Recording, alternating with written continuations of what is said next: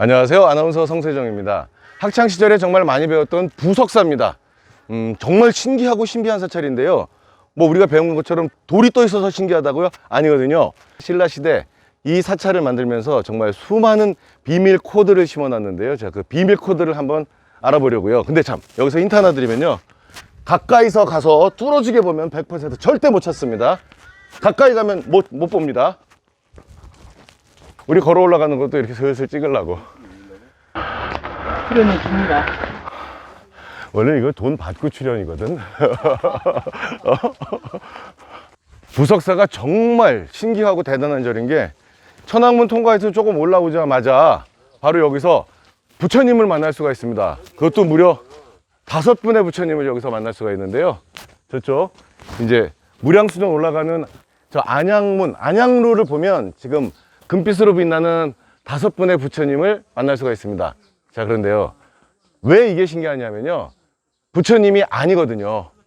가까이 가서 확인해 볼까요? 절대 실제로 계신 부처님은 아닙니다. 자, 지금부터 노약자, 어린이, 심장 약한 분들 마음 단단히 먹으세요. 깜짝 놀라실 겁니다. 부석사 첫 번째 법고루, 여기까지가 하품, 하계라고 그러고요. 저 법고루를 통과하면 거기가 중품이라고 하는데요. 자, 이 법고루, 여기에 부석사가 자랑하는 4대 보물이 있습니다.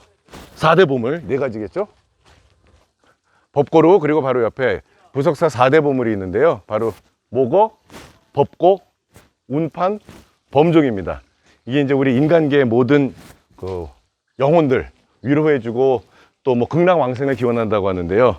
바로 이 모거는 물고기, 어류, 저 뒤에 소가죽으로 만든 법고는 4발 달린 동물, 축생들, 그리고 여기 운판, 구름처럼 보이는 거는 날짐승, 조류들, 그리고 우리 사람들 영혼을 위로해주고 극락왕생을 기원하는 소리는 저 범종이라고 합니다. 부석사 4대 보물이죠.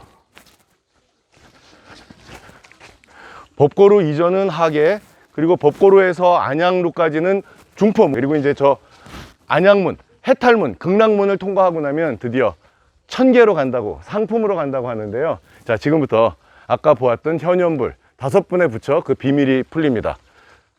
그런데 또 여기 보면 30도 정도 각도가 틀어져 있습니다. 이게 바로 의상대사가 이 절을 만들 때 천계, 상품으로 올라가는 길을 의도적으로 30도 정도 이렇게 비틀어서 더욱더 신성함을 강조한 그런 조성 원리라고 하는데요. 근데 빨리 저 현현불 안 보고 뭐 하냐고요? 자, 이겁니다. 부석사의 가르침은요, 그렇게 조바심 내고 자꾸 가까이 가서 뭘 쳐다보려고 하면 절대로 안 보인다는 겁니다. 반드시 멀리 떨어져서 여유를 가지고 느긋하게 봐야만 그 진리, 깨달음을 알 수 있다는 게 바로 이 영주 부석사인데요. 그래서 저도 시간 끌고 있는 거예요. 가까이 가서 죽어도 안 보입니다. 부처님 못 찾습니다. 왜냐하면 저분은 실물 부처님이 아니기 때문이죠. 천계로 올라가는 안양문입니다. 해탈문, 극락문. 자, 이제부터 여길 통과하면 해탈의 세계, 이제 번뇌가 다 없어진다고 하는데요. 요 바로 요 전각의 이쪽 방향은 문이니까 안양문이고요. 여길 안에 통과해서 들어가면 그때부터는 저 안에는 이제 천계, 깨달음의 세계잖아요. 그래서 요 같은 건물이라도 요 전각의 이름도 이제 바뀝니다. 저쪽은 안양루예요. 볼까요? 네, 이쪽으로 들어오면 이제 여기는 안양루라고 누각으로 바뀌어 있습니다. 그러니까 이제 여기는 하나의 공간이라는 뜻인데요. 자, 이렇게 명칭과 형식이 이 내용을 규정하는 거 아닐까요? 그래서 이제 여기가 드디어 만나는 무량수전 천계입니다.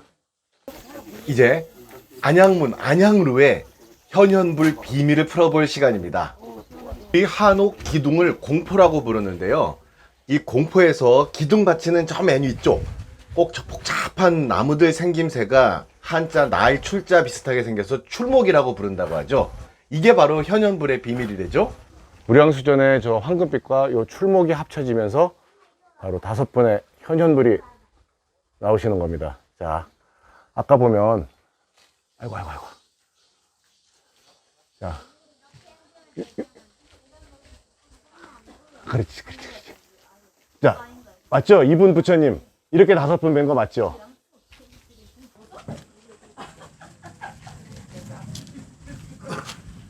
아름답기로 소문난 부석사 무량수전, 드디어 여기는 이제 해탈의 세계, 극락의 세계인데요. 특히 무량수전이 아름다운 이유는 바로 이 배을림 기둥 때문이라고 하죠. 왜 돌아가신 최순우 선생님께서 무량수전 배을림 기둥에 기대어 서서라는 책, 그 책이 베스트셀러가 되면서 많은 분들이 이 무량수전을 찾게 됐습니다. 자, 그러면 두 가지 궁금증이 생깁니다. 첫째, 무량수전 배을림 기둥이 예쁘다고 하는데 그럼 이걸 바라봐야 될 텐데 왜 기대서라고 했을까? 자, 첫째, 이 배을림 기둥은 이렇게 배불뚝이 기둥이거든요. 이렇게 통통한 중년 남자같이 배불뚝이 기둥인데, 이 기둥이 갖고 있는 묘미는 멀리서, 역시 부석사는 다 멀리서 떨어져 봐야 되는데요. 떨어져서 보면 이제부터 이 카메라 갈 때 보시면 완벽한 직선으로 바뀝니다. 오히려 저게 직선이었으면 좀 빈약해 보일 수도 있는데 이 정도까지 오면 이것도 착시거든요. 가운데가 볼록한 기둥이 이제 완벽한, 정말 피팅 모델 같은 완벽한 몸매의 기둥이 되기 때문에 저기 첫 번째 포인트라고 그러죠. 배을림 기둥의 묘미. 배을림 기둥에 기대서라고 했으니까 기대서서 보이는 뭔가가 있다는 얘기겠죠. 자, 기대서면 뭐가 보일까요?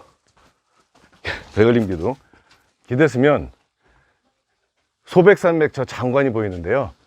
당시 저 소백산맥의 저 아름다운 저 유려한 산의 흐름을 위해서 신라시대, 그러니까 1500년 전에 그때 당시 건축으로는 어마어마한 파격을 이 안에 집어넣는데요. 그 파격의 모습을 보면 지금도 그렇게 고정관념을 깨는 건 쉽지 않다라는 생각이 듭니다. 무량수전 배을림 기둥에서 보는 두 번째 묘미, 그 포인트는 바로 저쪽입니다. 자, 안양로 쪽에서 조금 와서 법고루, 4대 보물이 있는 법고루를 보면, 자, 보세요. 지붕 처마, 지붕 끝이 앞뒤가 다릅니다. 그러니까 짝재기를 일부러 만들어 놓은 거예요. 이 팔짝 지붕, 8팔자 모양의 지붕인데 저 뒤쪽 지붕을 더 이렇게 들어 올렸어요. 양쪽을. 저 이유가 이 안에서 바라볼 때, 이 위에서 내려다볼 때 저 산맥의 흐름과 이 여러 가지 전각들의 흐름에 중간에 이렇게 확 베어내는 것 같지 않고 같이 이어져 흐르라는 그런 뜻으로 일부러 저 지붕을 앞뒤로 짝재기로 만든 거라고 하네요. 역시 법고루의 저 지붕, 가까이서 법고루 밑에서 아무리 봐도, 뚫어지게 봐도 절대 못 찾습니다. 천계, 무량수전 앞에 와서 멀리 바라봐야 그때서야 보입니다. 정말 깜짝 놀랄 영주 부석사의 가르침, 하이라이트입니다. 이 항공사진을 통해서 이 영주 부석사, 이 가람 배치도, 절 배치도 있잖아요. 전각들 보면 이렇게, 그것도 이렇게 보면 모르고, 왜 코박고 보면 모르고 이렇게 멀리서 이렇게 지그시 보고 있으면 한 글자에 한자가 떠오른다고 그럽니다. 이미지가 겹친대요. 그게 바로 화할 화자입니다. 화할 화자. 그러니까 부석사는 말없이 우리에게 웅변해주고 있는 거예요. 그것도 막 공부해라 공부해라 막 이렇게 해서 알려주는 게 아니라 은근히 침묵 속에 웅변하며 알려주는 사찰이 바로 이 영주 부석사라고 합니다. 그러니까 우리 정신세계의 이상향이라고도 할 수 있겠죠. 경상도 절은 이렇게 산을 깎아서 만들기 때문에 계속 산으로 올라가는 느낌이 강합니다. 시작할 때는 말씀을 안 드렸는데, 왜냐면 너무 이러실까봐. 이게 이 계단이 108개래죠. 108개 108번뇌 계단. 듣기만 해도 긴장되시죠. 네? 이 108계단을 걸어 올라가서 해탈과 극락의 세계를 만나는 거라고 하죠. 너무 반갑습니다. 네, 반갑습니다. 예. 꼭 구독해 주셔야 돼요. 오늘 하신 지 오래되셨어요? 예, 감사합니다. 딴기. 여러분 빨리 구독, 좋아요, 댓글, 공유해주세요.